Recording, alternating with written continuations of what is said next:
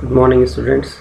So from today onwards, we are studying our unit 4, that is about entrepreneurial skills. So what is there in this chapter?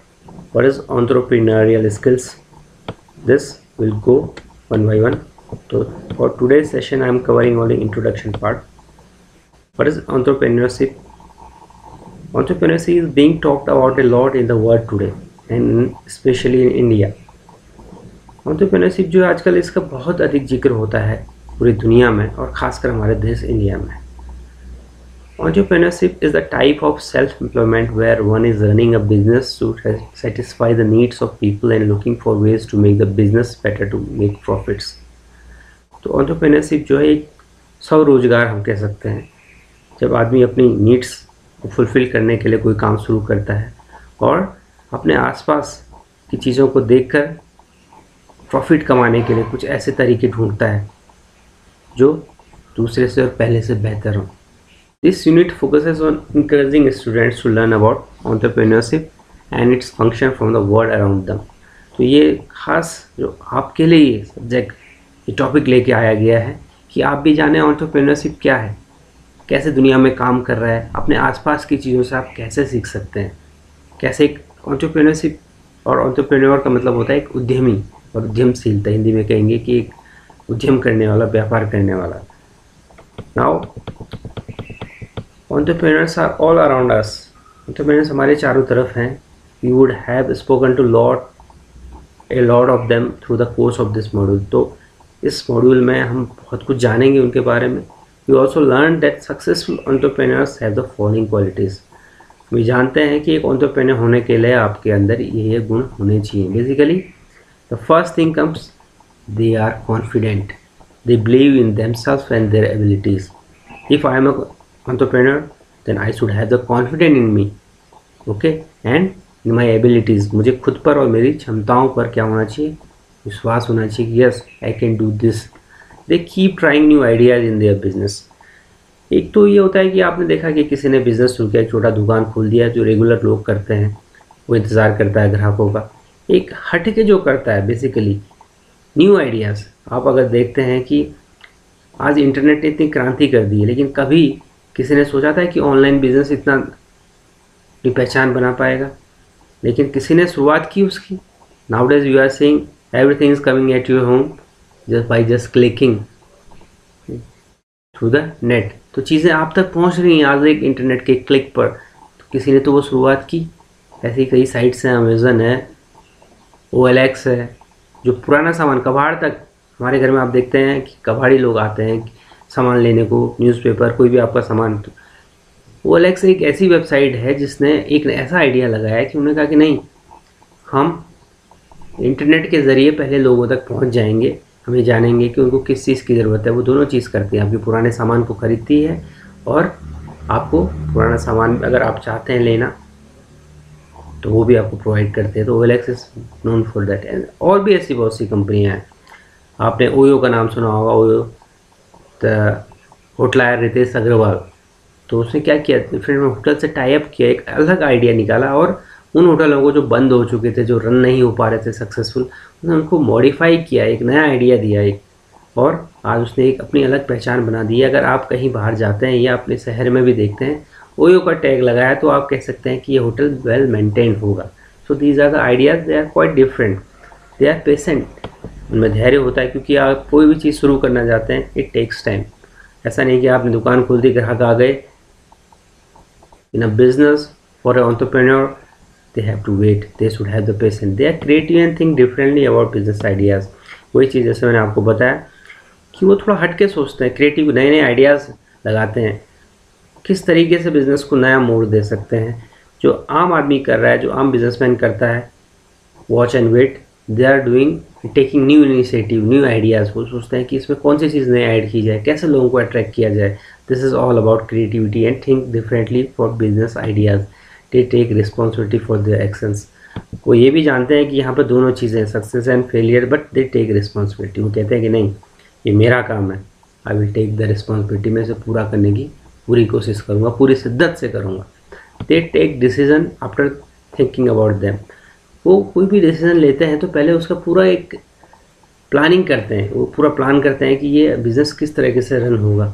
ऐसा नहीं कि business run करना है चलो भाई, this is not a proper way. They take decision after thinking about them. तो वो बहुत उस प्रोसेस में बहुत विचार चिंतन मनन करते हैं, then only they move ahead, they work hard. See this is for everyone, either you are student, you want to be a successful businessman, you want to be a successful sports person, in any field work hard means with all these things you have to work hard also. So they are also the person who are believing in working hard. They do not give up when they face a difficulty. See, in any business, in any field we face difficulty, but what happens, a simple person or simple common man or common businessman, sometimes they get afraid, they take turn।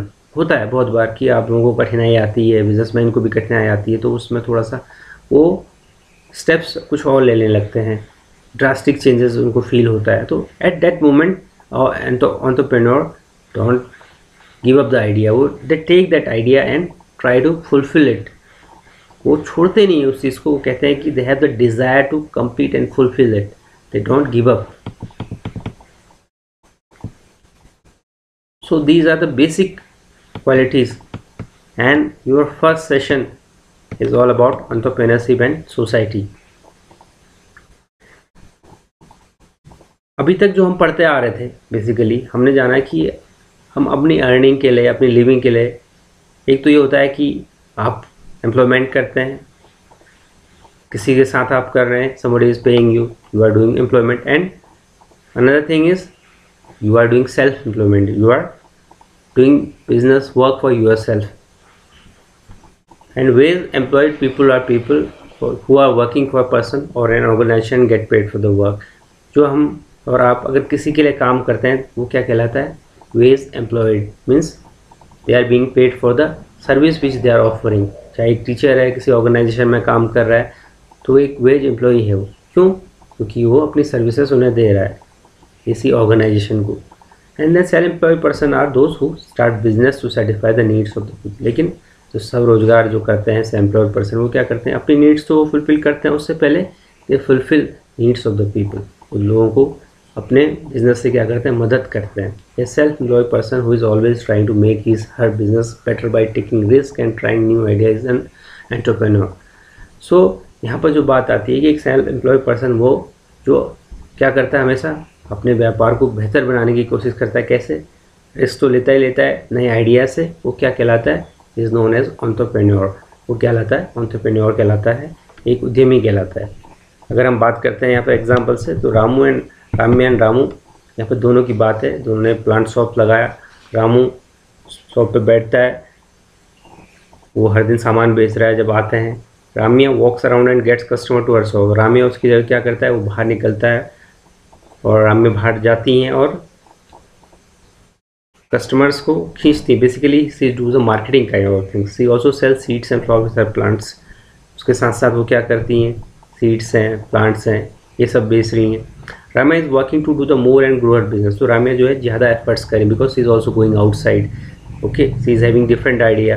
In case of Ramu is just selling, sitting at his own shop, but Ramya is doing extra thing। So Rama is working to do more and grow her business. She has also added a different idea to her business. So Rama is entrepreneur and Ramu is a businessman।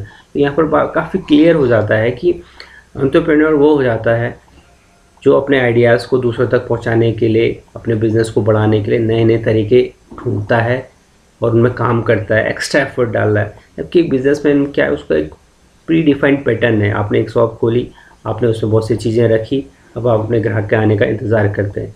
लेकिन एक entrepreneur क्या करता है, entrepreneur is always thinking how to reach to the masses, how to grow his और her business, how effective it would be if I take this idea to the masses.